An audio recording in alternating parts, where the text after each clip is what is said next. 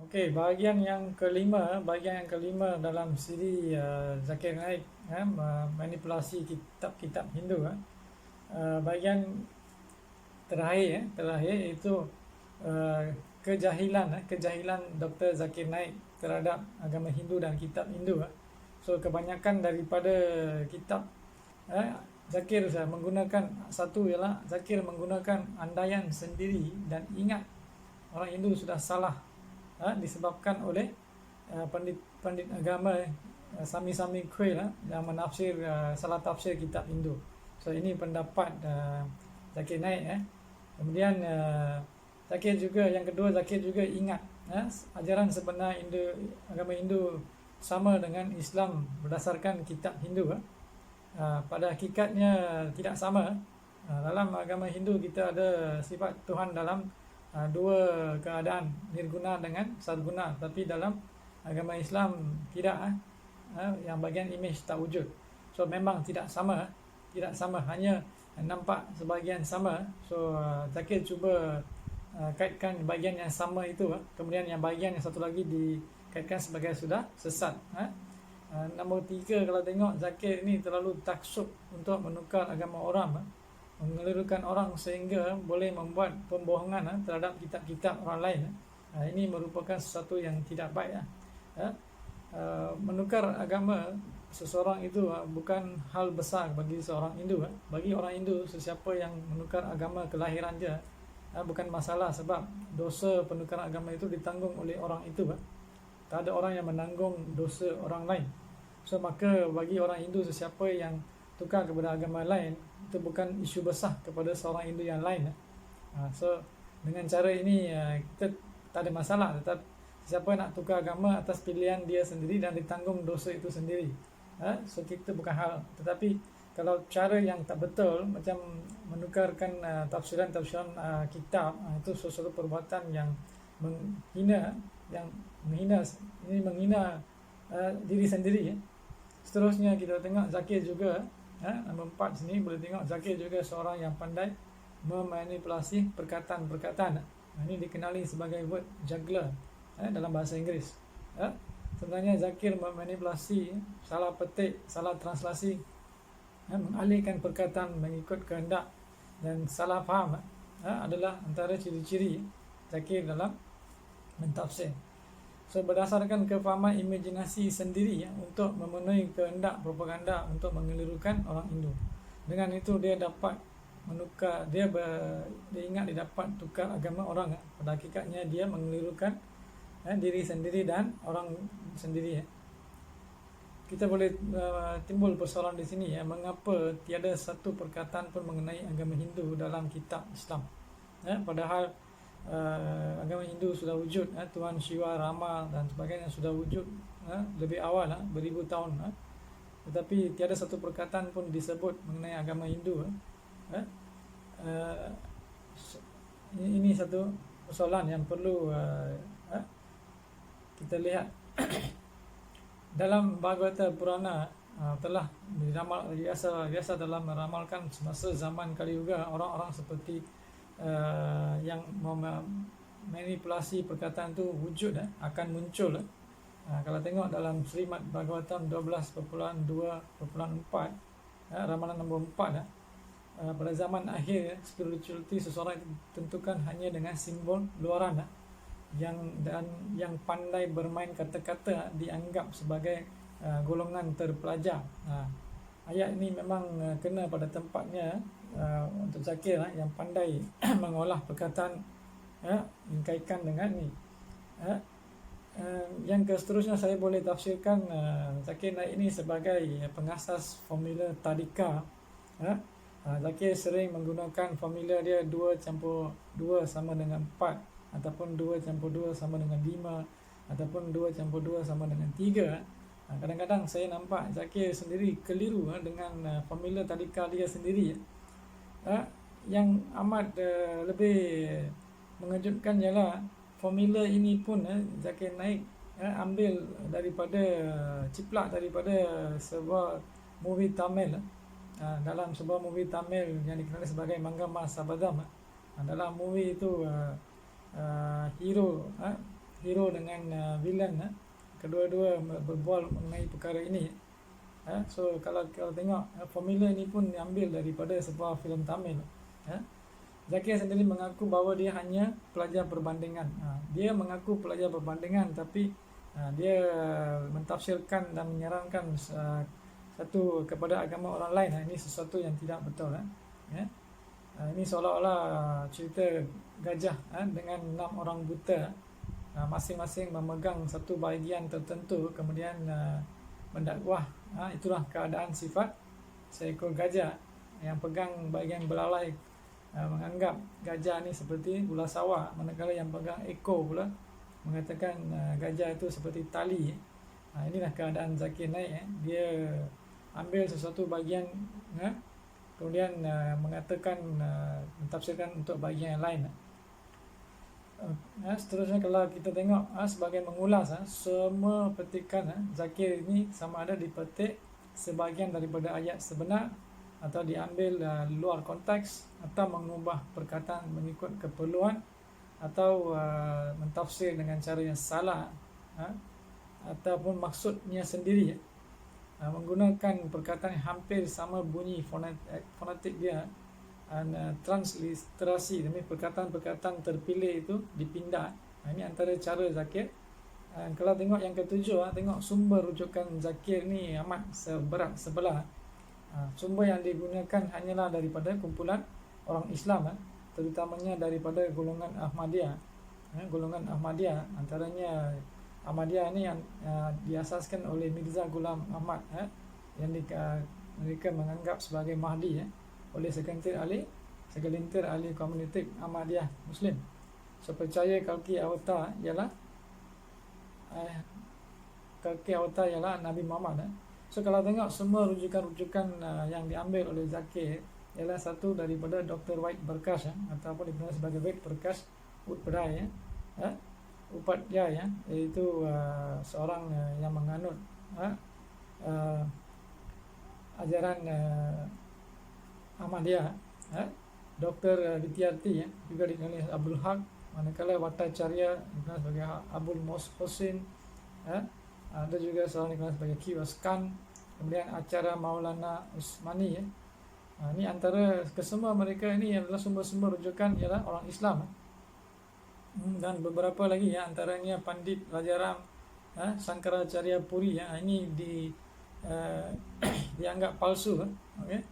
And then satu lagi rujukan diambil ialah dari sumber Hindu, iaitu daripada Arya Samaj. Arya Samaj daripada Dayananda Saraswati.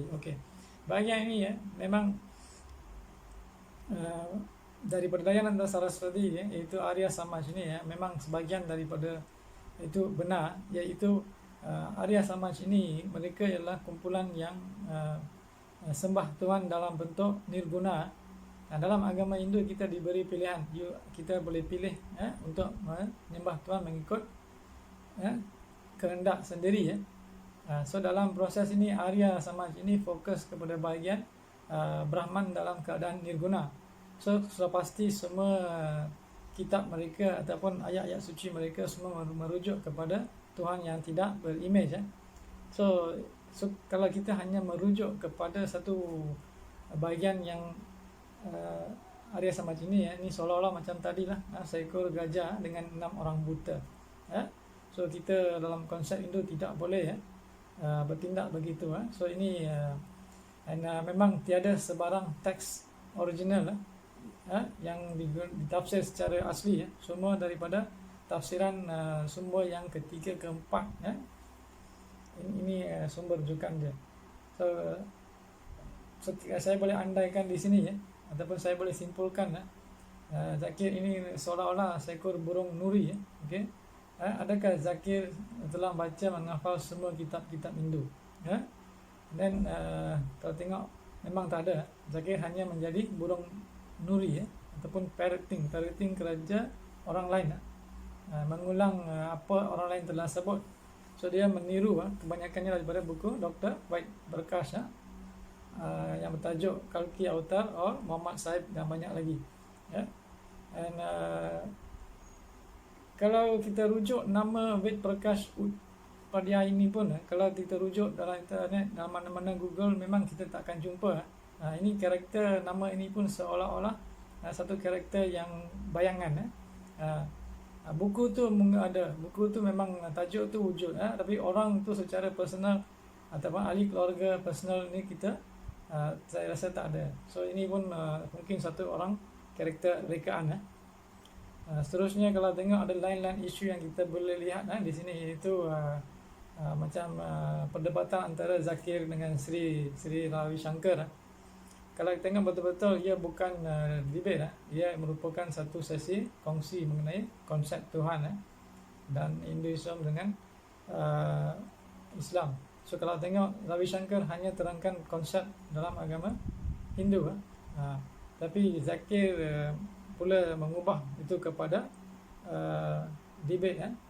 Dan kalau tengok ada pernyataan Zakir pada sesi yang lain, memberitahu Zakir, kalau tengok Ravi Shankar di sini dia akan diam, dia tidak lagi bercakap banyak dalam forum itu, kerana tak Ravi Shankar faham tak guna berbincang ataupun berdebat dengan orang yang tidak, boleh kata tidak pandai lah. A fool is better than Zakir. Tengok pendapat ni memang ada dalam Islam, itu Imam Ghazali sendiri. Beliau sendiri pernah menyatakan bahawa kalau bagi 10 orang bodoh, saya lebih rela diam, mengalah daripada berdebat. Kalau jumpa orang yang bodoh, lebih baik diam. Itu Imam Ghazali sendiri pernah lihat. So kalau tengok dalam keadaan ni memang apa yang Ravi Shankar buat itu, dia diam.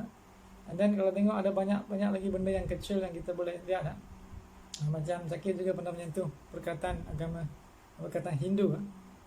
Perkataan Hindu ni popular sejak zaman British lah, itu kita memang tahu. Sebab perkataan Hindu, orang British tidak dapat menamakan agama penduduk di India, so mereka meletakkannya sebagai Hindu.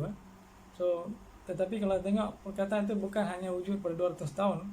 Zaman Persia mereka pun telah menggunakan itu. But kalau kita rujuk betul-betul, perkataan Hindu ni berasal dari perkataan Sindhu. Sindhu itu ialah sungai. Dan perkataan Sindhu ini wujud dalam kitab-kitab agama Hindu. Contohnya wujud dalam Rig Veda. Rig Veda dicatatkan dalam tempoh masa lebih kurang 1700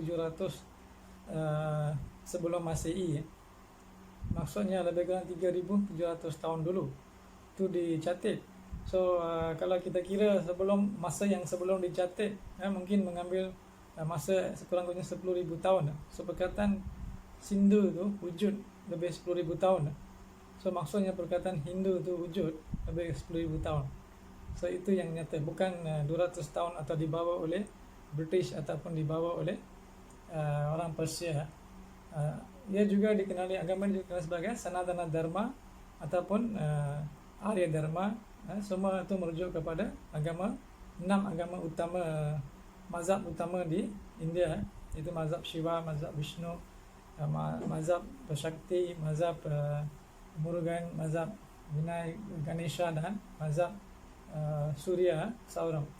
Begitu juga dengan jumlah 330 juta Tuhan. Ini satu yang tidak logik langsung. Dalam kita rujuk dalam Atharva Veda buku 10 7:13, ada menyatakan perkataan Triya Trinshat Dewa, maksudnya 33 dewa utama. Melalui masa ia menjadi 33 juta dewa.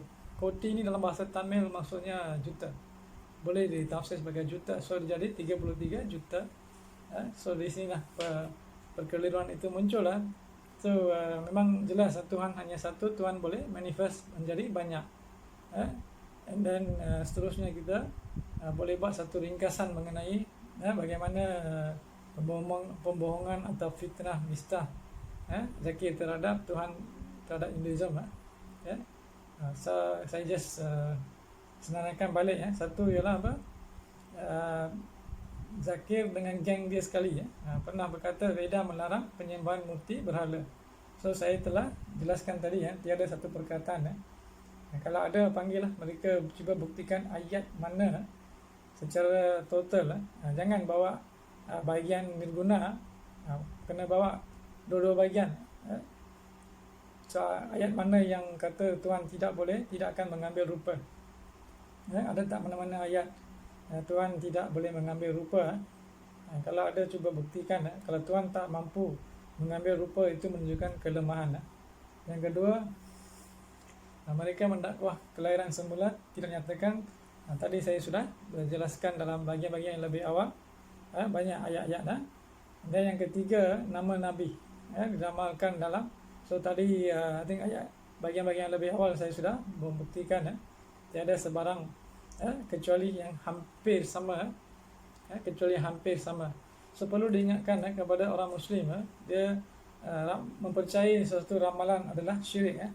Dan macam Zakir mempercayai 100, almost amat mempercayai bahawa Kalki Avatar adalah Nabi. So ini ramalan yang terdapat dalam apa yang terdapat dalam buku itu, itu sesuatu yang syirik pada pendapat saya lah.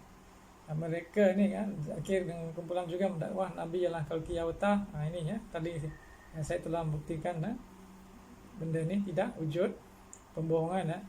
Kalau kita nak terima Nabi ialah Kalki Avatar, dan nak Zakir naik juga perlu menerima Avatar Waraha Vishnu, iaitu Avatar Kinzir untuk menjadi seorang Nabi Islam. Kalau ikut logik Zakir lah. Kalau ikut logik yang sebenar, saya memang tidak setuju bahagian ni. So logik Zakir membawa kepada masalah Waraha Kinzir ni.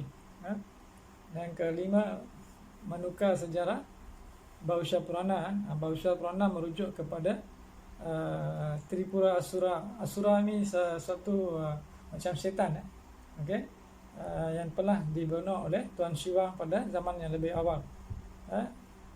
So ini membawa agama yang tidak baik, dan menyesatkan manusia. Itu yang ada di sana. Dan mengenai Krishna, Krishna ni satu bahagian ni menista terhadap Krishna. Sebenarnya 16,100 orang Krishna berkahwin dengan 16,100 orang wanita. Ini bermaksud wanita itu merujuk kepada bhakta, penganut. Krishna itu merujuk kepada Tuhan. Ini bermaksud setiap seorang itu Tuhan boleh berinteraksi secara individual. Itu maksud di sana. Zakir juga telah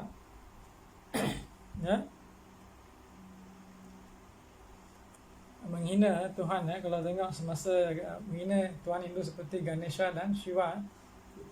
Ini, dan kesimpulan daripada sini kita boleh lihat Zakir ni, orang-orang yang ikut Zakir ni sebenarnya jahil ataupun keliru. Kalau begitu kita maafkan sajalah mereka kalau dia keliru atau jahil. Tapi kalau mereka mengamalkan pembohongan untuk menipu, maka mereka perlu bertaubat. Maka Tuhan saja yang boleh maafkan golongan ni. Dan kalau mereka sedar, kalau mereka Zakir dengan kumpulan ni sedar apa yang mereka sedang lakukan, dan maka ini merupakan pembohongan dan fitnah dan nista terhadap Tuhan dan agama Hindu. Ini merupakan satu perkara yang serius, yang boleh menyebabkan dosa besar dalam kalau ikut agama Hindu. So kalau memang mereka ni membuat dengan cara yang sedar, maka orang Hindu menuntut supaya kepada mereka supaya membuat permohonan maaf secara terbuka. And then orang Hindu tidak pernah salah ataupun tidak pernah ditunjuk ajar secara salah oleh pandit ataupun terpesong daripada kitab. So kumpulan Zakir ini cuba membodohkan orang Hindu, tapi pada hakikatnya mereka berjaya memperbodohkan diri sendiri. Ikut pendapat saya lah. Seperti kata guru Sri Ravi Shankar, seorang bodoh lebih baik daripada Zakir. Ini pernah diutarakan oleh Sri Ravi Shankar. Ini bukan dikatakan oleh Sri Ravi Shankar. perkara ini telah dikatakan oleh Imam Ghazali. Ya, kalau bagi saya 100 orang bodoh, 10 orang bodoh untuk berdebat, saya lebih suka berdiam diri. Saya rasa itu pernah disebut dalam hadis, dalam hadis ataupun mengenai Imam Ghazali, kalau tak silap saya lah. Okay? So saya rasa bahagian kelima ini tamat. So saya pernah menghantar satu surat, surat terbuka kepada Dr. Zakir Naik, untuk meminta maaf, menuntut kepada dia meminta maaf secara terbuka kerana menghina agama Hindu. Ini dihantar pada 29 September 2017, melalui Malaysia Hindu Dharma Mahmandrom dengan Malaysia Hindu Sanggam dan Mahasabah Malaysia. Sampai hari ini kita tidak menerima apa-apa. Begitu juga kita pernah memberi cabaran terbuka kepada Zakir Naik dan ke semua anak murid pada 12 April 2019 tahun lepas. Memang sampai hari ini kita tidak menerima sebarang jawapan. So rujukan memang so bagian ini selesai. Sekian, terima kasih.